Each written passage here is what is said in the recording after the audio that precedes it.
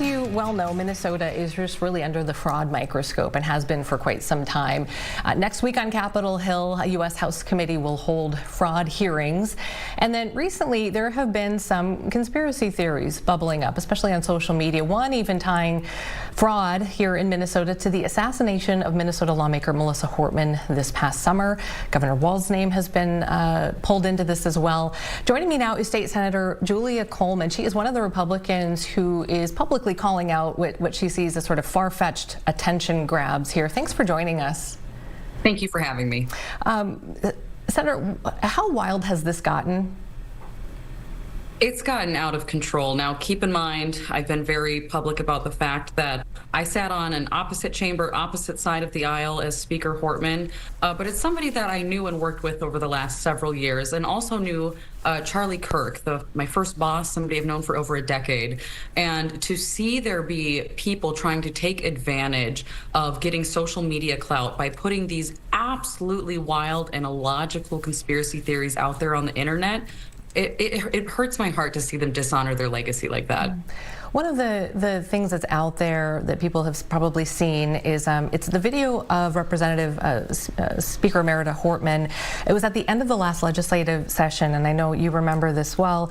All those of us who covered it every single day remember all the details leading up to this, but there's this emotional moment as she talked about casting that vote that essentially cut health benefits for immigrants who are here illegally. What do you want people to know about what you believe her reaction was, and what was that about? There are so many people, including the person who I tweeted against that kind of led to this interview here today, that are saying she's clearly fearful for her life in doing this. First of all, let's put our logic hats on. As somebody who's in elected office, I can tell you if we are even slightly fearful for our well-being, we get armed security outside of our homes or with us at the Capitol. She didn't have that because she wasn't fearful. Furthermore, other people that were on the Vance Bolter hit list, including Senator John Hoffman, who was actually shot, didn't take the same vote. So that doesn't hold water either. This is Speaker Hortman carrying her emotions on her sleeves because she knew at the end of the day, because she had to take this vote, that people were going to lose access to health care. And that was hard for her to do. And it is incredibly frustrating when people who have never met her and probably never stepped foot in the state of Minnesota are taking this tape. I'm curious too what the reaction has been to you specifically. You know, you and I had talked earlier, and people are now accusing you of sort of being in on the fraud. What do you make of the reaction here? Not only in on the fraud, but also in on the assassination itself. And my initial gut reaction was, wow, I need to invest in tinfoil. That seems like a good use of money right now for all the hats that are getting made out there. But also just that I need to keep beating this drum of, hey, we need to put rationality and reasoning and logic back into this and encourage the public to stop rewarding the bad actors online. Yeah. I wanted to ask you about how hard it is to sort of swim upstream on either side, whether you're Republican or Democrat, and particularly given that we have a Republican president now with President Trump. What did you kind of think about when you said, I've had enough and I'm going to let people know? I mean, did you think, gosh, I might risk losing, support from the base? One of the interesting things about being in a purple district is like mine is everyone thinks that means everyone's in the middle. It actually means that there's people on either side that are going to be upset with you no matter what you do. And while that can seem like a handcuff, it's incredibly freeing because it allows you to just say what you truly believe and truly think, because you know you're danged if you do and danged if you don't. And I would say that our leaders from the top down have all somewhat let us down. I know there's been some inflamed rhetoric with President Trump lately. I remember last year when Governor Walz called me and my party Nazis, and as the mother of Jewish children, that just was a punch to the gut. I think that we have to stop making it top down and start making it bottom up now. And I personally have to be a better example, and I hope my colleagues follow suit. And will you, we're looking at the legislative session starting here next month, will you be someone who will be front and center publicly and calling out, people on both sides of the aisle when you feel that they've stepped over the line? I feel that it would be an incredibly demanding use of time to call out inflamed rhetoric everywhere I see it. But what I can do is promise that I will continue to never name call. I've never sent out a negative campaign piece in my entire tenure in office, and I intend to keep that promise. And so rather than, finger pointing and tattletaling, it's better for all of us to just lead by example, and the public can help by that. If you see someone like Candace Owens or someone out there spreading a wild conspiracy about Melissa Hortman or the governor being involved in her death, I mean, don't engage with it.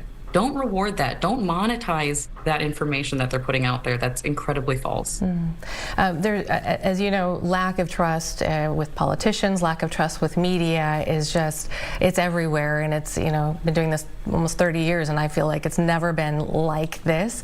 I'm curious if you could just shed some light on, maybe pull back the curtain a little bit on political theater and how much that plays into everything that's been going on here, not just the conspiracy theories here, but just generally speaking at this time that we live in now. I have definitely seen the polarization increase. I started off as an intern, interning on both sides of the aisle for both Mark Dayton and Senator Carla Nelson, who's a Republican, and then covering politics for Alpha News, and now serving in office ever since 2020 is when I first got elected. I've seen it polarize so much to the point where sometimes people will not open their door because of the letter behind your name, or aren't willing to consider an amendment behind the letter of your name. And it didn't used to be that.